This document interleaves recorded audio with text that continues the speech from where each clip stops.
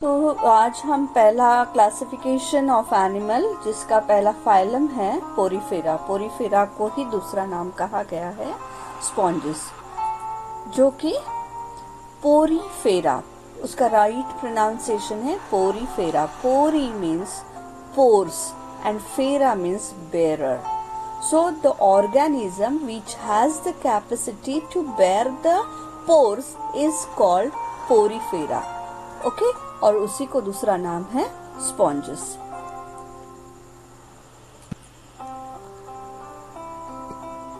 Porifera, simplest animal until the 1900s.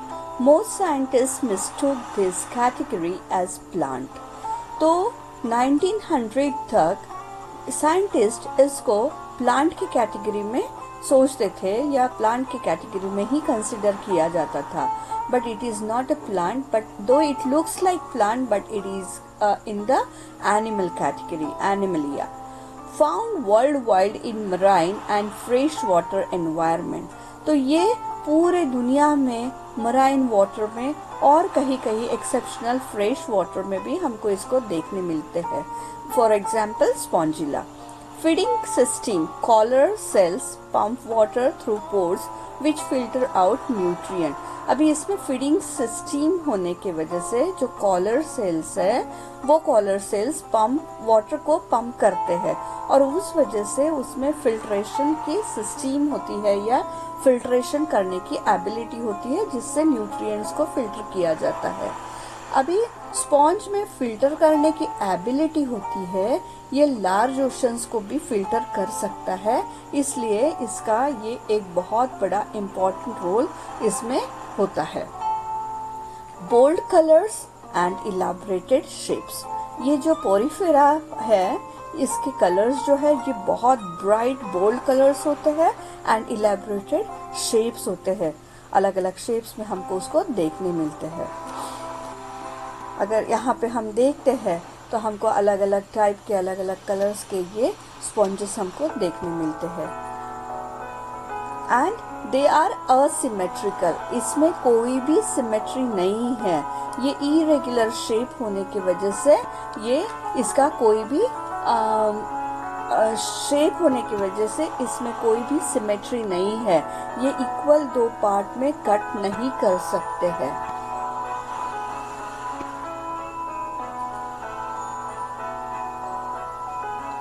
अगर हमको इस स्पॉन्जेस को देखते हैं, they are non motile. Non motile means वो एक जगह से दूसरे जगह पे नहीं मूव कर सकते। Though they are in animal category, animal has the tendency capacity to move from one place to another, but ये जो पोरीफेरा फाइलम है ये एक जगह पे सबस्ट्रेटम में फिक्स होता है। They don't move, they don't have the capacity और ability to move from one place to another, और उसी वजह से ये एक जगह पे फिक्स होता है। These animals with simplest body plan are called sponges. इसकी जो बॉडी प्लान है या बॉडी टाइप है वो कैसे है, स्पॉन्जेस है, क्योंकि उसमें they bear numerous pores on their body. Those pores are called as ostia and oscula. उसमें इतने सारे पोर्स होते हैं कि उस वजह से उसको उस पोर्स को ऑस्टिया या ऑस्क्यूला कहा जाता है। These are aquatic animal. Most of them they are marine and few are freshwater dweller. Most of the animals have asymmetrical body. उसका जो बॉडी है वो irregular होने की वजह से it is comes under the category of asymmetrical body. Their body, a spongy body is supported by spicules or sponging fibers. Spicules are made up of calcium carbonate. अगर हम यहाँ पे ये देखते हैं तो ये spicules हमको दिखते हैं और ये कैसे बने होते हैं, these are made up of calcium carbonate या सिलिका से बना होता है। These animals reproduce by budding and asexual method or bisexual method. ये इनमें जो रिप्रोडक्शन का जो टाइप है वो बडिंग से होता है जो कि असेक्सुअल है, बट ये सेक्सुअल बाइसेक्सुअली भी हो सकता है। beside they have good ability of regeneration. अगर ये पोरीफेरा फाइलम को, अगर स्पॉन्जेस को हम कट करते हैं तो जहाँ से हम कट करते हैं वहाँ से दूसरा बॉडी उनका ग्रो होना चालू हो जाता है, तो इस वजह से इनमें रीजनरेशन की एबिलिटी होती है.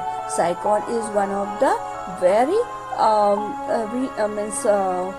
well known example of porifera. See how the beautiful the colors, they are very bright and they are fixed on the substratum. वो substratum में या कहीं rocks पे या sea के अंदर में, oceans के अंदर में हमको ये life ये जो है हमको देखने मिलता है. So here you have to write the characteristic of phylum Porifera. Hope you have understood what is Porifera.